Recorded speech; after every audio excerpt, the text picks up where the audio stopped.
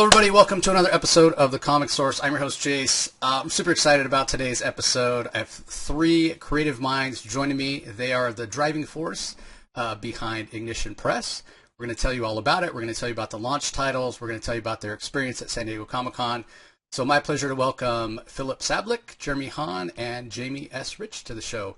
So I'm going to kick it off with you, Filip. Why don't you introduce yourself to everybody and let them know what your role is at Ignition. Thanks for having us on, Jace.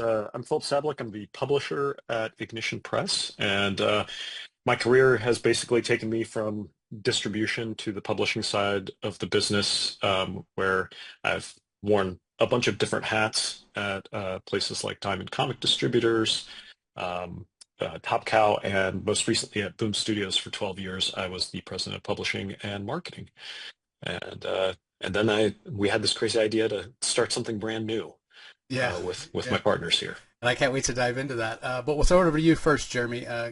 Give us an idea of your role at Ignition Press.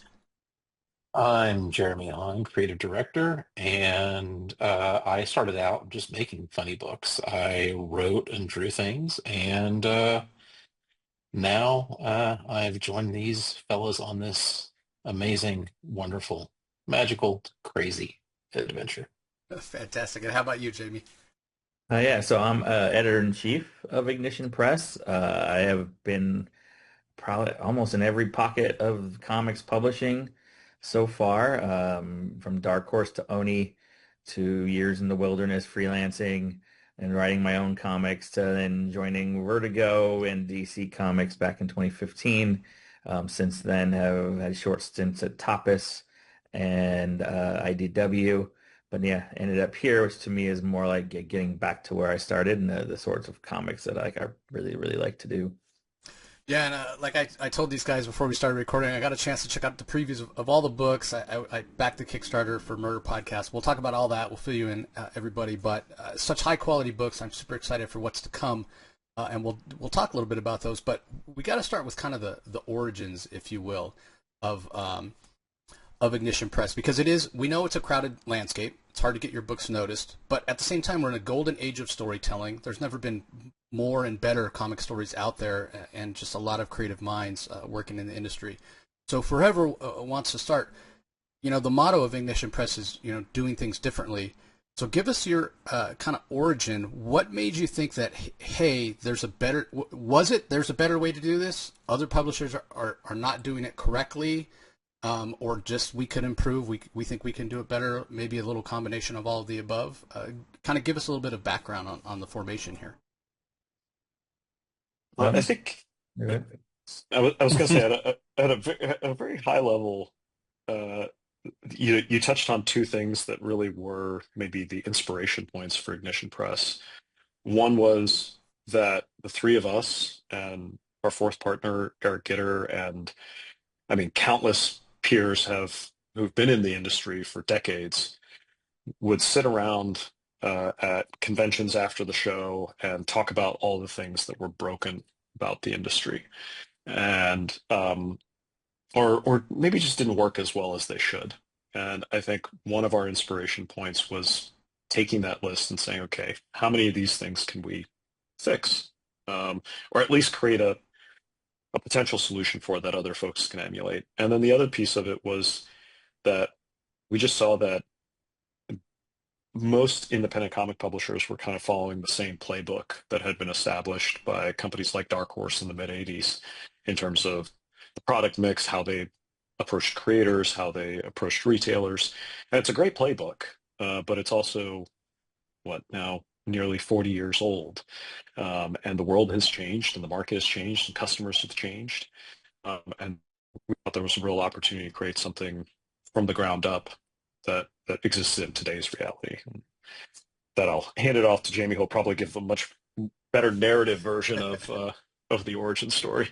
Well, I mean, part of the real reason we came together is our boss, Eric Gitter, who had previously worked with Oni Press on creating several movies. So Atomic Blonde, Extraction, and most famously Scott Pilgrim, all based on comic books. And in the periods since he had been working with Oni, he was still working with a lot of creators, including Jeremy, including Cullen Bunn, Andy Parks, people who now you're seeing in our roster. And he had heard us all collectively with these complaints as well. And his point of view was like, well, why do I need to deal with all these other publishers to adapt these comic books? Why don't I just put you guys together? You can make the comic books, and then yeah, you can take care of all the things that you're constantly complaining about. And so there was a lot of us putting our heads together at the beginning, going like, what are the things that everyone says doesn't work and never changes? Like for me, a big one is schedules. Like we've all seen, Chris Somney of all people posting on social media, like, well, time to put on coffee for the night shift. And you're like, why is Chris Somney working on a night shift? Right. Yeah. So, sometimes it's schedules. Batman and Spider-Man have to come out every month and they can't miss, and twice a month, four times a month. So everyone has to keep working and there's no sort of stopping, and there's not a lot of pre-planning sometimes. So we sort of like, oh, yeah, let's not do that. Let's create a space, particularly in indie comics, where folks don't have to sacrifice their health and their livelihood to do the things they want to do. Let's give them the space to actually have the time to do the things they're going to do, and we'll show up as publishers and make sure that that goes as best as it can. Yeah. Now this might sound like a strange question, and again, like everybody, out there listening and watching, at the panel at San Diego Comic Con on Sunday, every creator to a person was very happy and said, hey, yeah, this is the way that it should be done, and they were great. So doing things differently in the way you guys are doing it, it sounds like it is the right way to do it, or a better way to do it, right? But and maybe none of us have stopped to think about this, and you haven't been asked this before, but let's give it a little bit of thought here. Why fix it? Why is it because it leads to better stories? Is it because you care about the creators as friends and individuals and people? Is it a little bit of both? Have you even thought about it? I mean, it is kind of like a dumb question, right? Like, why make it better? Like, because comics do seem to work the way that they have for a long time. Why fix it? Why do this? I mean, look, we've said for what, since the inception of comics, the sky was falling and we weren't going to get to have this any longer. But as time goes by, we see more and more things standing in the way of the doing things the way that we all want to. I mean, I have two sons. They're approaching being full grown men now, but they both read comics, and I want them to be able to read comics, and I want their children to be able to read comics. And the list of stuff that we faced when we sat down was some of it. There's a lot of it that's really hard. Some of it we may not be able to actually ever hit the way we want to. Some of it was just such no-brainers, and we're like, you run into, Philip talks about this a lot, but like, when you run into um, time, money, and ego basically being the three reasons that a lot of bad things happen in this industry, if you have, we've allotted ourselves, and we're just a year into this thing, right? And we're just now getting ready to put out comics in a couple of months. Um, if you're financed, if you actually go into it with the right amount of money to do this the right way, and then you have, people that really, we try to walk into this without ego. We definitely check each other a lot on stuff, and really challenge one another to lead this thing with integrity. And if you have those three things, you at least got a better chance to make a difference. Yeah, I mean, if I have to hear Philip tell us he's the smartest man in comics one more time, I probably will lose it. Uh, no, it really is. It is to make better comics. If you consider that most comic books on the rack are a first draft, they only get the one shot because no one plans ahead, and you're building a publishing schedule and you're filling it with everything you can, as opposed to getting the books and building the publishing schedule from there. So in my previous experience, I did a book for Image called Madam Frankenstein, and we were done with every issue before each one solicited. So when issue 5 solicited and you heard about it, we were done, and it was the most stress-free situation that I'd ever had. And even at DC, there was a point where Tom King got so far ahead. We were done with Rorschach, all 12 issues for scripts, and there was only like 3 or 4 drawn. And you could actually step back, read the whole thing, go like, is there stuff we can do better earlier on to set up where we want it to go?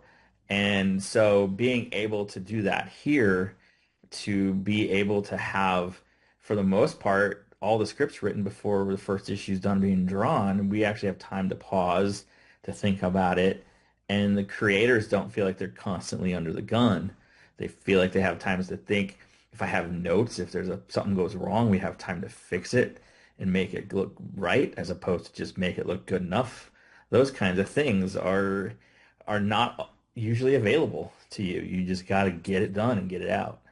Yeah, I think, Jace, the heart answer is yes, because these people are our peers, our friends, our coworkers. It's us, you know? Hmm. And so the human answer is because this industry has worked as long as it has, because it is driven, I always say, driven by more passion than sense, right? And so what that allows the machine of the marketplace to do is to essentially take advantage of that passion that everybody in comics has to make what would be an unsustainable model sustainable, right? And the human cost of that is people are burnt out, people leave the industry, people, you know, I mean, in the last 5 years, how many people have we lost, well before their time?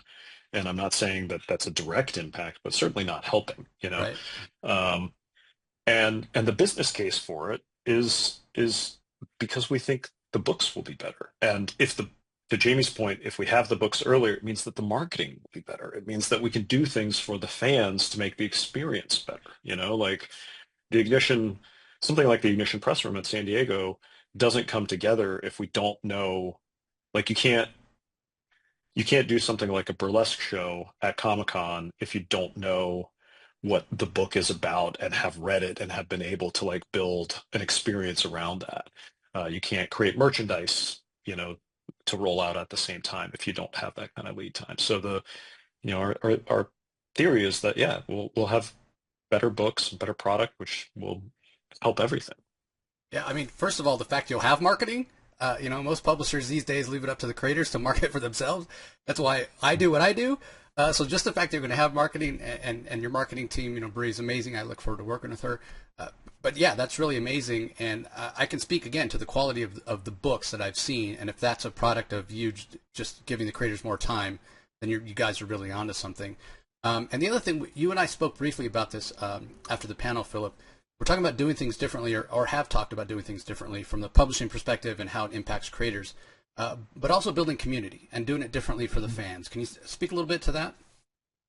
Yeah, I think, we're a new brand, and most of the books we publish, with the exception of the beauty coming up, have not existed before we first talk about them. So what we have is we have the creators and their relationships with fans, and hopefully over time we can expand that so that they have a relationship with Ignition Press. And so, in a lot of ways, what we did at San Diego was meant to be a physical manifestation of all the stuff we've been talking about, right? So when fans came into the Ignition Press room, they hopefully felt like they weren't just an ATM walking up through a convention row and, you know, people are hawking things at them, and just there's that pressure of constantly the creator or the publisher needs to sell something to justify their space on the floor, and the fan is just trying to, you know, get through without feeling like, somebody's been picking their pocket as they've been walking through the aisle. Hopefully, the interaction and the experience people had with us is like, hey, here's an experience, here's some things to check out, here's a laid back environment where you can just talk to the creators and engage with them. Um, and we have all sorts of plans around things like that. Jeremy, maybe you could speak to, the things you've been doing since we started Ignition to build your community. Yeah, we really wanted to meet each creator where they are a little bit. Like, I think that everybody has different communication style. Everybody has different things they enjoy. Um, I'm ridiculous, so I want to do it all, right? Like you say, hey, do you want to do a newsletter or do you want to do a podcast? Do you want to do that? I'm like, yeah, that sounds fantastic. And it's not me picking which one. It's me doing them all. But we we all have our core audiences, and I think that one of the things that you lose whenever you're focusing on a company branding first is that you it's a scatter shot kind of way of doing things. You're not focusing on getting Colin Bunn's audience into checking out his books and mine and Leah Williams and Stephanie Williams and everybody has their own niche. So let's lean into those niche. Let's activate those. Also, the reality of it is, if you look at like my stuff, it's predominantly horror. Same with Colin. We often focus just on the comics for our audience. We want to grow. We want to bring people into the funnel. Our goal is to reach out there beyond that. So I write a newsletter that is devoted to my audience, but it's also for horror fans. And I talk about what I'm reading that I like, what I'm watching that I like. I have a podcast that is a Anthony Bourdain-esque horror travel show where I literally bounce around the country going to weird stuff. That reaches a different audience and then connects them back to what we do. And I really believe that by letting creators connect with their audiences on their terms and grow beyond that, rather than just focusing on the company's identity first, is an important thing. Yeah, and I had several creators that came up to me throughout the show and said, not knowing that I had plans to go to Ignition press room on Sunday, they're like, "Have you been there yet? Have you been there yet?" Like, these are veterans, convention veterans, and some press people as well. So you guys really did something special, and I think that laid back atmosphere that you mentioned, Philip, was definitely evident, and it was just an awesome space, like the art, yeah, everything. I think it was amazing. So again, building that community, and I'll say out there to everybody in the audience, Ignition Press is just getting started, but you have a chance. Sometimes maybe you feel a little bit like an outsider with the big two because they've been going on for so long. Here's a chance to get in at the beginning as this thing is getting started. So let's give everybody an idea of some of the books that are coming. I mentioned the Murder Podcast, Kickstarter, which I backed, and then we had the cold open. So maybe even before we get into talking about the books individually, there's a fantastic analogy with what a cold open is. Jamie, you want to kind of share with everybody kind of that idea of, I think the James Bond analogy is fantastic. Yeah, this was actually Philip's crazy idea, and it was doing comics that aren't just a prequel, that instead are going to give you a real flavor of what you're going to read when you read the whole book. And James, with the James Bond movies as sort of a sort of example, every James Bond movie starts with some single scene at the beginning where he goes off on a singular adventure, finishes that scene, and then the credits start, and then after the credits, the real story starts. So the idea was we could do these cold opens. They aren't crucial to the continuity of the story. Like if you don't read them, you're not going to know what's happening. We're trying to avoid doing stuff like that. And instead go, if you got a hold of this and you liked this, then you actually know that you will like the book itself because you got a good enough example. Murder Podcast being our first was actually one of the perfect choices because it's about a podcast that mysteriously appears on your phone, and when you start listening to it, it takes over your brain and you go into this murderous fugue where you kill everyone around you until either you stop listening to the podcast or you're stopped in some other fashion. And so this is happening all over the place. We just had to isolate one particular situation, show it, and you don't even meet the main characters yet. You just see like, oh, this is what's happening in that world. And a lot of horror movies do that too. So this would be very much like, you're watching Friday the 13th. You see the first kill, the credits, and then you meet the main characters who are going to Crystal Lake and are going to be the ones who get into the biggest trouble. And so finding that with a bunch of the different books about how we can set up the series, where we can take it, and then yeah, using stuff like Kickstarter and conventions to get these into folks' hands before they have to go and figure out how to get the rest of it. And we actually put in the back of each one a nice guide to like, here's how you find a comic shop, here's how you tell them what you want, here's when the books are coming, so that you have all the information you need to get the rest of it. Yeah, and that's another thing that you guys have an advantage of giving your creators time. You know, a lot of them, it's the entire miniseries, you know, 5, 6 issues, whatever. We have, you know, the release dates for all of them rather than saying, hey, well, we're still drawing it, we're still writing it, so we can't necessarily say. So that's fantastic. And I'm sure you'll get a kick out of this, Jeremy. So when I read Murder Pot, I got chills, man. I got chills. You know that little cold feeling you get in your stomach when you're seeing like, you know, brutal blood, guts, or whatever. That's what I was feeling when I was reading that scene in the library, man. It hit me. I was like, oh my God, I couldn't believe it. Can't wait for more. There was one moment in the story where I was like, I'm either going to completely lose people or this is going to be the kind of horror story that people are looking for. And I didn't pull any punches. I just, we just did the thing. And there's actually the writer, sorry, the artist, Mike Tisserand, and Mike comes from animation and he's used to being told, hey, do less. Like, look, you can't show this moment or whatever. Right. So Mike kept saying that like he was trying to push against it to see if we'd tell him no. And I was constantly like, what if we go a little further? What if we really get people, because it's not only about gore, it's about the worry that something terrible is going to happen. Yeah, the tension, and if you show something terrible happen over here and then you say, now look at this might happen, you're scared out of your mind. Yeah, I'll just say the mother and the glass, the sharp. Oh man, that was because you know what's going to happen, and you're just like, no, okay, there we go. All right. there was a moment, and I think you'll know which one, but I don't want to spoil it for anybody that hasn't read it. Where I think Jamie and I both were reading the script from Jeremy at the same time, and you get to the panel description of what happens after the mother, and the turn page is so great. You're just sitting there going like, oh, he's not going to do that. Yeah, right. Well, he can't.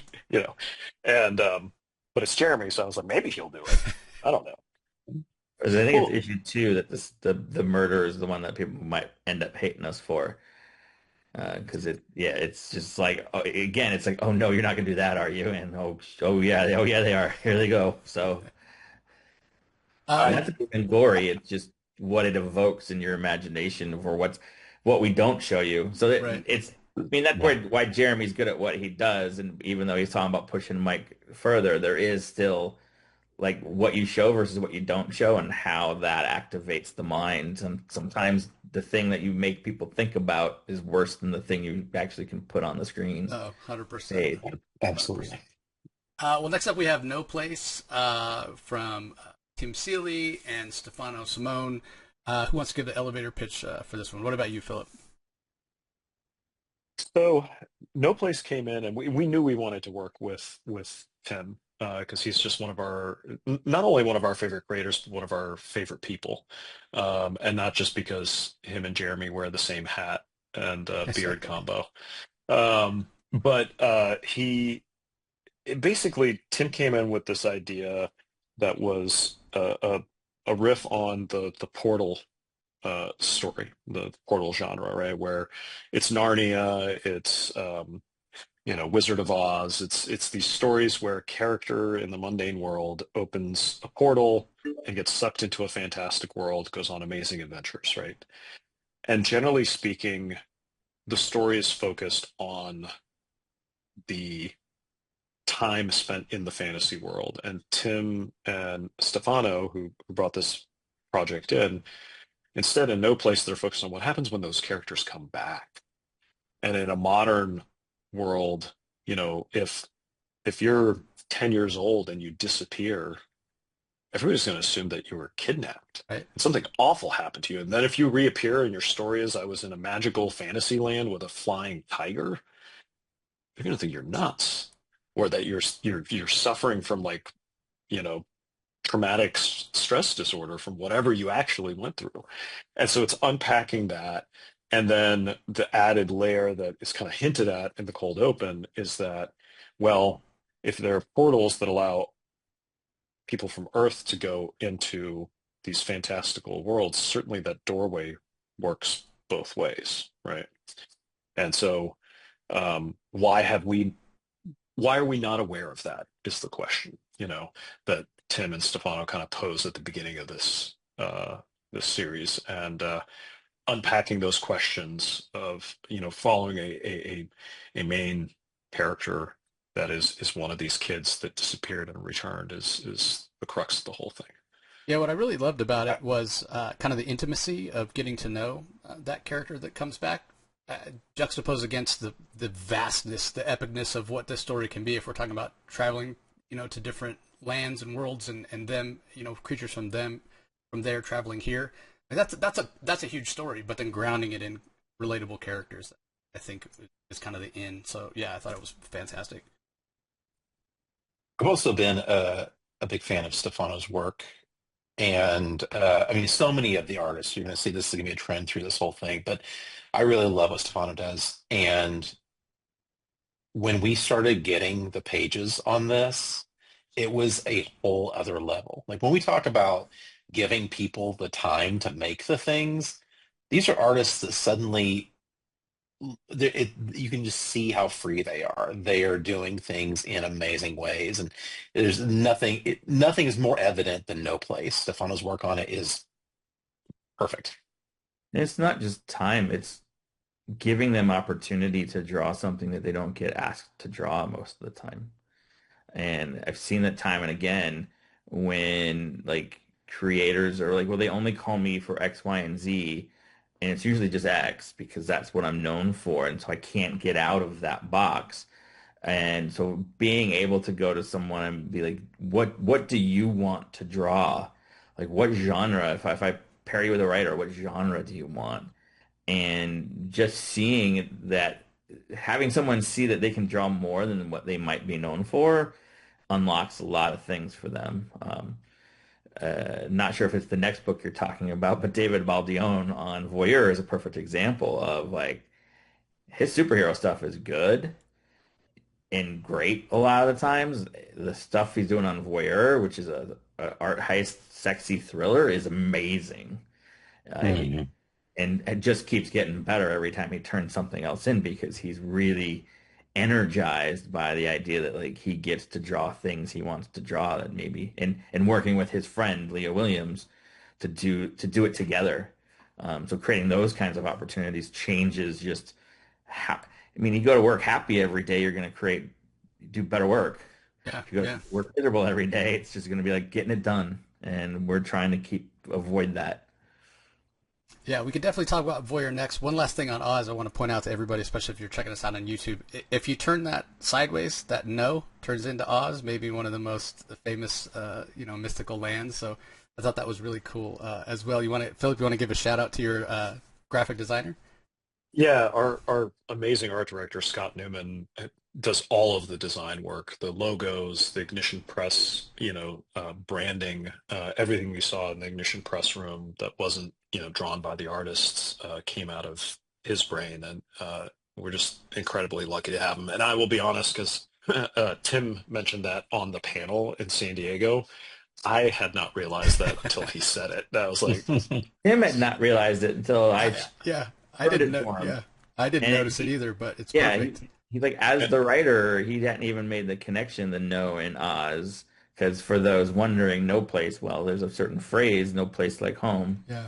Mhm. that he's drawing from.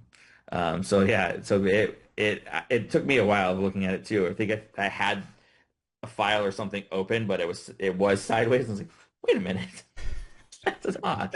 and that's like one of my favorite things about Scott is he thinks as deeply about everything he does as a designer as we do about all the other aspects of the business. So he's constantly putting in these little winks and nudges and winks and nods and Easter eggs into everything he designs. And he doesn't call it. He's not the person that's going to call it out to you. He loves that when people find it. Yeah. one of my favorite things in the Ignition Press key is that the letters I and P are actually part of the key. So, which is one of the subconscious reasons that it works with or without the word mark. And it's part of his brilliance. Yeah, fantastic. Well, let's talk about Voyeur.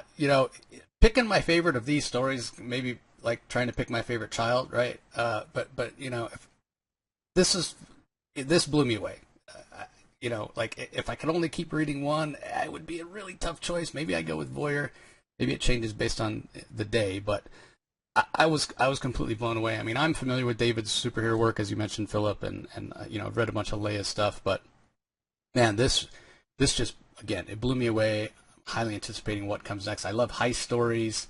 I love the sexiness, and it's kind of similar to what you were talking about, Jeremy, with the horror stuff, where maybe Mike was trying to find that line. Where's that line? Similarly, when we talk about intimacy and what have you, there can be a line. It seems like you guys are going to push it, and maybe there is no line. So who wants to give a little kind of encapsulation of what Voyeur's about? I can, and actually, it's the first issue is spicier than we even expected.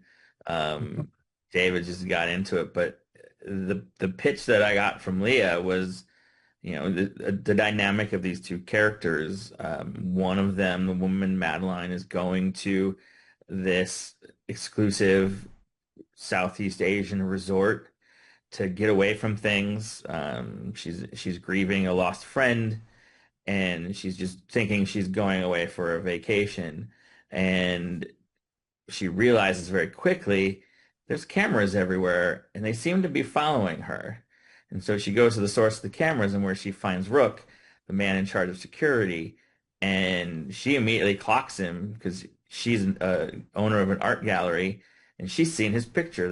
It's on her wall. Look out for this man, because he's an international art thief. And so quickly she discovers that, well, he's there to steal the art that's on the wall of this resort, which happens to be real expensive art. And she wants in. Like, and it becomes this interesting dynamic between them, to where they have this secret, they have this shared passion, and so it's sexy and it's got romance, and the plot thickens throughout the story and builds towards, is will they or be able to pull off this massive heist. And so going to Leah and saying, hey, I like your work. What would you do if you could do anything? This was the main thing she pitched. She'd never done creator-owned stuff before. And then asking to have David come along, since they'd worked together so well before, and have their own language to a degree in how they communicate and how they get this thing done. It just all clicked. I've been a bit of a kid in a candy store too with the covers. This one's Paulina Ganesho, who's one of my favorite artists. Getting her on board, getting Joel Jones, Tula Lote, just a host of amazing cover artists to come in here, and doing that in all the books. We're having fun sort of picking who we want to work with, who can we get something out of. I got a little bit of a Thomas Crown Affair vibe from it, which is a fantastic story. We talk about heist and art and what have you, but I wouldn't even say like dialed up to 11. I'd say dialed up to like 100. Like it just. The scene with Rook when he first sees her, she's standing on her balcony, and what he does, I was like, oh, we're going there, huh? Yeah. All right, cool. So yeah, clearly there's a lot here, and I'll just tell everybody, right, for mature readers, 100%. But yeah, I can't wait to see what Leia and David have in store. Well, let's talk about next book, and this goes to what you were saying earlier, Jeremy, about the art. As much as I love Cullen's writing. The art here by Marika Cresta, oh my God, absolutely amazing. I was on the edge of my seat. It's moody, it's atmospheric, just fantastic. So, Jeremy, give everybody the pitch on Deluge. So Deluge is the story of and I want to preface this by saying, this is actually kind of based on a real story. There was a flooded prison where they was on a floodplain. The waters came up. They had to evacuate all of the inmates from a prison. And this is the story about a women's prison. And that happens. The flood waters come up. And as these people are trying to get out, trying to survive against nature having other plans, something else old and that thrives on guilt and pain and all of the things that are, of course, things that people are going to be feeling in that sort of place. Something comes up and it is very, very hungry. This goes into ideas of guilt and kind of plays into what we were talking about before. I sort of feel like, I mean, these women are in this prison, for a reason. And we were talking about before with filling things in with your mind, with what you can imagine. I kind of get that sense here, right? Like they're in this prison. There's something, evil that's in the water, what have you. Nothing that they could possibly see can be worse than their own guilt, like the baggage they're carrying and the reasons that they're there. So I love kind of the cerebralness of it from Cullen, if that makes sense. Can you speak to that, Jamie? Yeah, I mean, Cullen thinks about all the different levels of crime and guilt. There's some people that are there just because circumstance led them down the wrong path. And there's some people who are just there because they're just bad. But you also have the prison guards who are not immune to seeing the things that the monsters bring out for them as well. So, what have they done that they've told nobody about? That kind of stuff. So it's you're confronting this massive evil, but you're also confronting yourself. And then ultimately, what are they there for? What do they want from you besides just, the slaughter? So Colin's definitely getting into all those themes and building a rich cast of characters, some of which are gone immediately, but you still get a moment with them. All the women in the cold open, that's a side story because there's so many prisoners.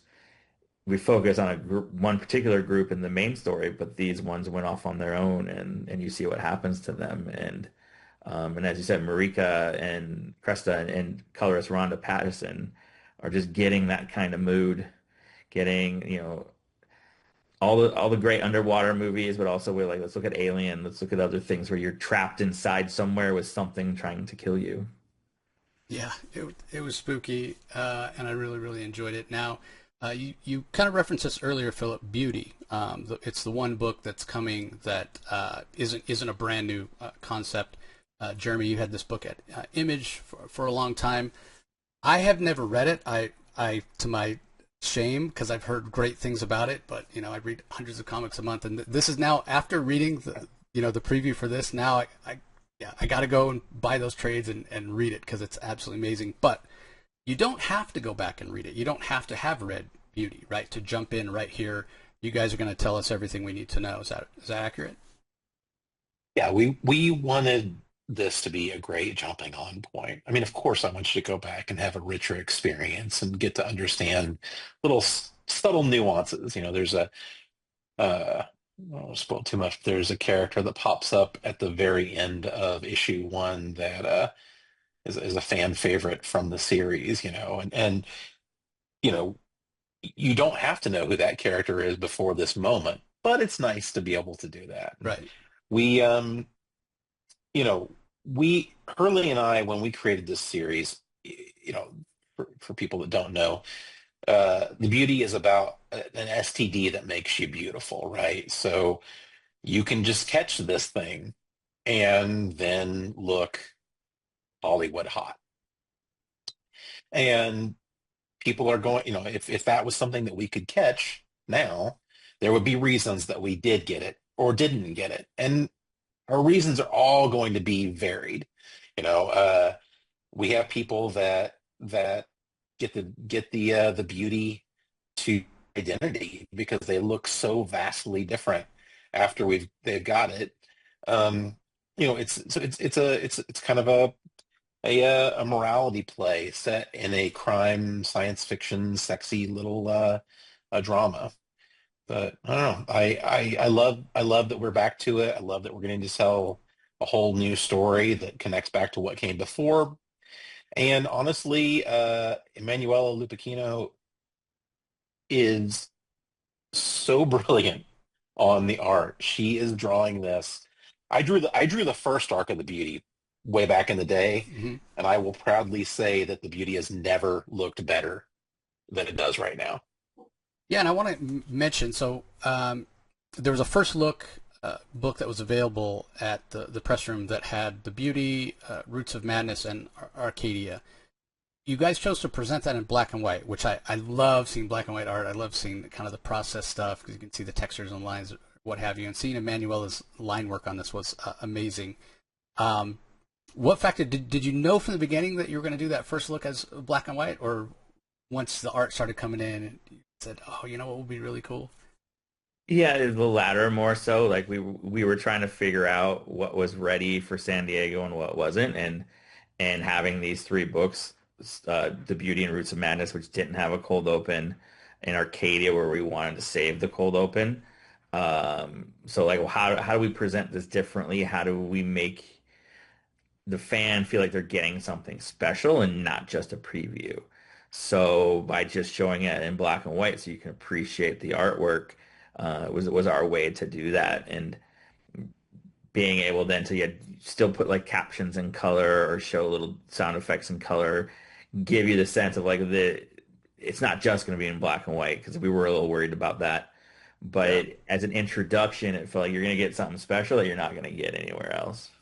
Yeah, it was fantastic, and again, like much like Voyeur, just the kind of the sexiness oozes off the page, which is just one more reason I want to go back and read the original. And we're And Jace, reprinting. yeah, for that, for local comic shop day, there will be a new edition of the original Beauty series, the first 11 issues, collected in the Beauty Book One. And that's 11 issues for $20. So it's a great entry Oh point for yeah, anybody who missed the series originally. And then next year we'll bring back the later volumes. So the original series will be collected across 3 total volumes by the time we're done. And there's a TV show coming from hmm FX either later this year or early next year from Ryan Murphy is the writer producer. It's been shot. They're in post production now. So we're trying to get material out there so you can catch up and have an idea of what you're getting into before you get to the TV show. But it's pretty exciting for us as Ignition Press to be our entertainment arm is part of the production of the Beauty, and that is technically going to be the first Ignition TV show as well. yeah, So and it's just such a fascinating concept and one that we can all relate to. We all want to be better looking. We all want to have other people find us attractive. So yeah, it's such a just a fascinating concept from the start, Jeremy. yeah, So that's why there's so many stories to even go back to because everybody's different. So yeah, yeah, why would you want it? Why would you not want right, it? yeah. What would you do if you got it by accident? Like there's so many different, everyone's different, so everyone's gonna have a different reaction, and that leads to great story. Yeah, and what's the price to pay for it Yeah, as well? So Absolutely.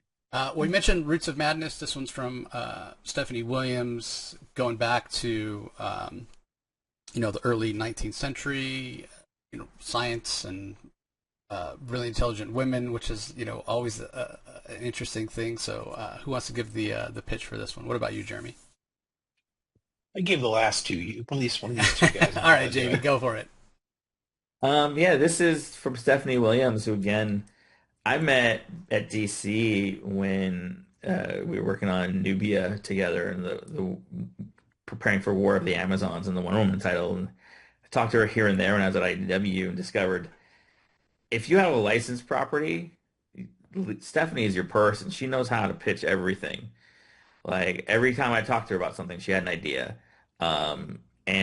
But again, this was a time where we went, well, what would you do if you could do anything you wanted to? And it was about a year ago where she and I met at a convention here in Boise, Idaho, where I'm located, and talked about something. And she pitched me something that I was ready to do. And then when was it's time to turn in the written part, she said I had a different idea over the weekend and I couldn't stop writing it.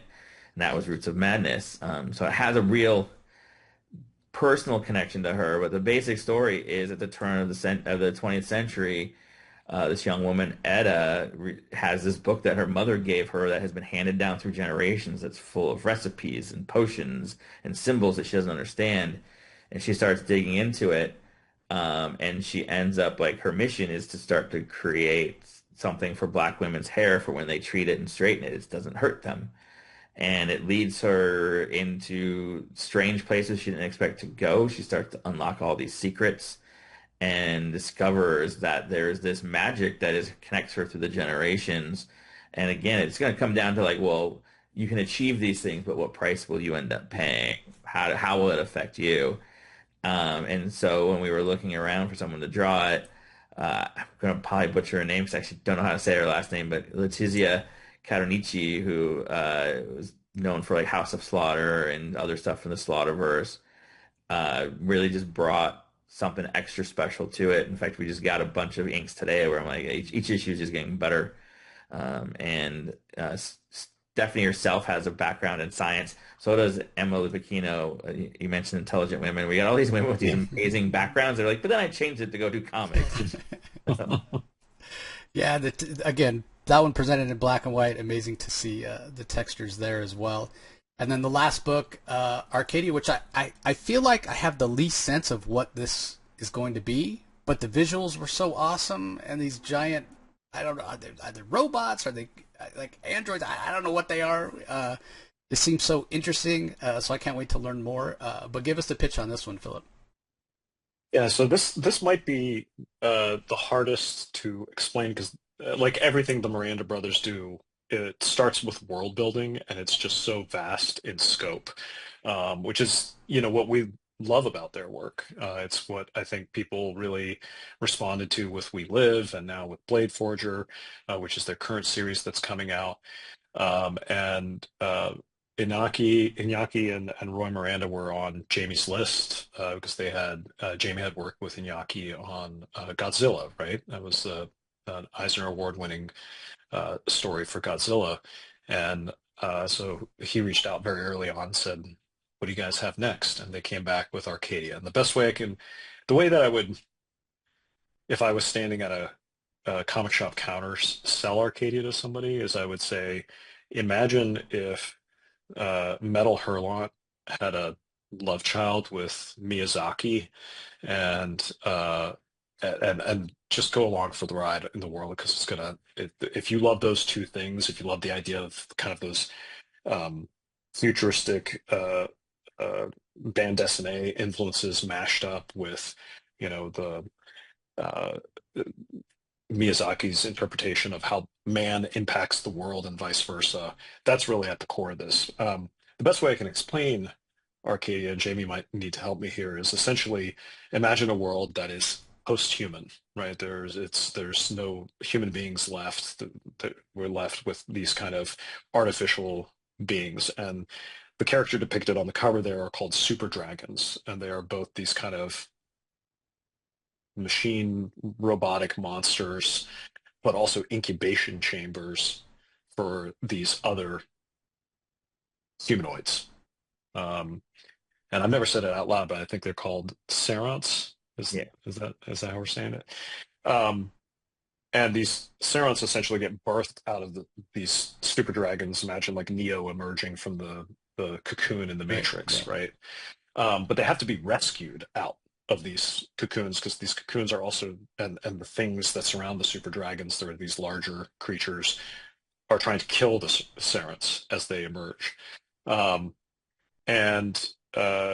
so our story starts kind of with one of these characters being rescued and entering the world and then exploring the world and understanding it. And each of the serants have a pearl in the middle of their forehead that essentially is their soul. It houses all their memories and the essence of their being. And so there's this really neat thing about it, like when they're gone, you can still carry them with you because their literal essence is physically manifested in these pearls.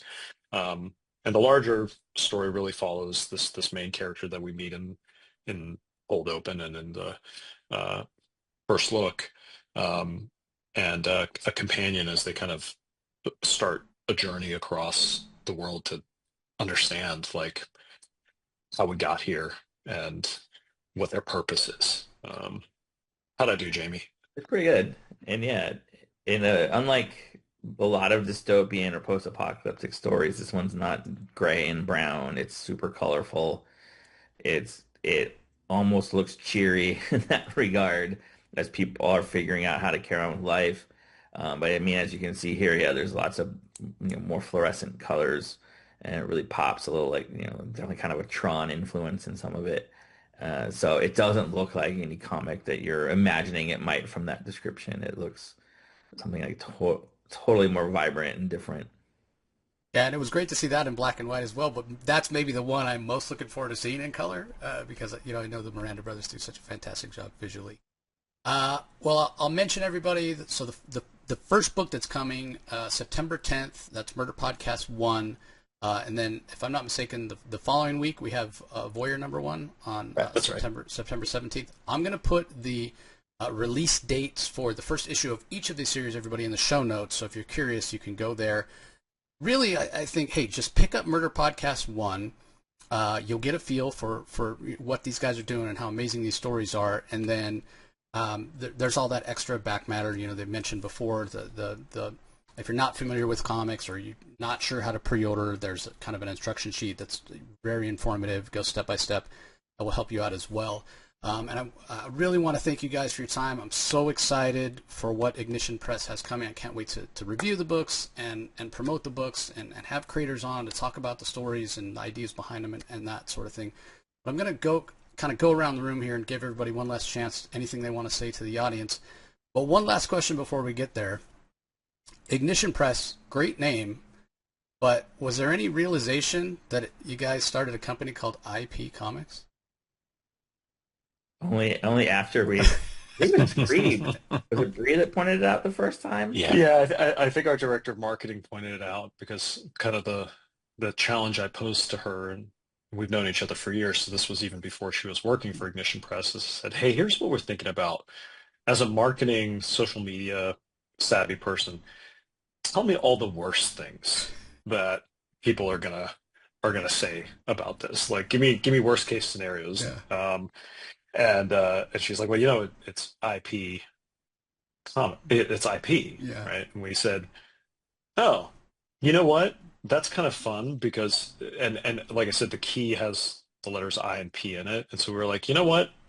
No matter what we do, because we have this strong media component with one of our founders having a long history as a producer, and we've made no secret that like we are, that is part of our business model, and we think we've got a track record there with all the things that Jamie mentioned. So we were like, people are going to say that about us anyway, so Right. we may as well kind of like do a wink and a nod to it, say like, yeah, we're owning that. If that's what you think, if that's all you think Ignition Press is, okay, then we're embracing it and doing so with a smile. Yeah, well, I think all anybody has to do, especially anybody who's read comics for a long period of time, is check out the quality of the books. And this isn't, okay, we want to make movies and TV shows, so we're going to, proof of concept with the books. No, you guys are out to make great comics. If it turns into something else, it turns into something else. If it doesn't, at the end of the day, you have some great stories. So, well, let's go around the room and give everybody a chance. Anything else they want to say? We'll start with you, Filip. I think the thing as we were talking about the books, and Jason, you were kind of giving your feedback on it. The thing that occurred to me and what I love about all these stories is that each and every one of them can be read on two levels, right? If you want to come in and you just want to have like a great piece of escapist fiction, all these have like really gripping high concepts or elevator pitches, and you can go like, great, I'm going to read a horror story, and it's going to be, here's the MacGuffin, or here's the setup, and I'm going to follow that through. But they're all about something else, just like all great genre fiction is. When you're writing science fiction or fantasy or horror, there's always a theme or an idea or a question that I think the creators are grappling with, and I'm really proud of and love the themes that whether it's Stephanie or Cullen or Tim or Jeremy or Leah, they're all playing with their artistic collaborators, and I hope folks I hope that means that people will enjoy reading them more than once. Because ultimately what we want is we want people reading the books. Yeah, I mean, so much comics can be expensive. You want more value. When I'm still thinking about it, the next day, the next week, 2 weeks later, that's great. I really love comics that make me think. What about you, Jeremy? Any last thoughts? Because of my kind of dual roles in this company, I talk a lot about creator me over here and company me over here. And from the moment that the three of us sat down and started talking about this, uh, I cared about the company's goals, of course, we all do. But I really wanted to also be a voice for creators. For so long, um, we really haven't had different companies are good. I don't want to say that, like every company out there doesn't have massive advantages, but I had so many things that I wanted to be able to do to make this industry better and to say, and every single time I brought something up, my partners, Jamie and Philip and Eric, listened and encouraged that and figured out a way to make it better and make it stronger. There's a reason on that panel that you heard every creator up there talk about what we're doing and how it's transformative. And we're committed to that. And not and look, not only for the creators, not only for, the fans, but for shops too. We've got, we're doing something special that I am genuinely proud of. And I can't think of a better team of people to do it with. Every single person from Philip and Jamie and Eric to Bree on marketing and Scott on design and Joe on production. Um, everybody, Maggie Howell, our other editing genius who's secretly better than Jamie at this. Um, uh, it's a group of people that I am just every day I wake up and I'm excited to go and have a meeting with and talk about what magic we can make next. Fantastic. What about you, Jamie? Finish us off. Well, it's no secret that Maggie's better than me. That's why I hired her. I'm smart that way. Um, I'm going to say the things that Bree would shout at us for not saying. If you missed the Kickstarter Murder podcast, if you missed San Diego, all these books are available at ignitionpress.com. You can go ahead and order them, get caught up. Um, and then Arcadia Cold Open is going to be the next thing in that regard that's going to be coming out. We're going to have a Kickstarter launching in the coming weeks. So you can get that as well as a lot of other cool stuff. The Miranda Brothers don't think small, so there's going to be neat incentives, things that we're going to use the Kickstarter to unlock for the series. Stuff that they've been developing over time with their other series as well. So be on the lookout for that. And then as you said, yeah, the books start coming out in September, and all 7 first issues will be out by November. And the series will be rolling from there. And that's just the start. We've got so many books. Throughout next year, you're going to see usually around 2 number ones each month as the series continue and end and new ones start. We're in this for the long haul. We're planning super far ahead, and it's exciting. Every book we're doing are books that we personally want to read. So Yes.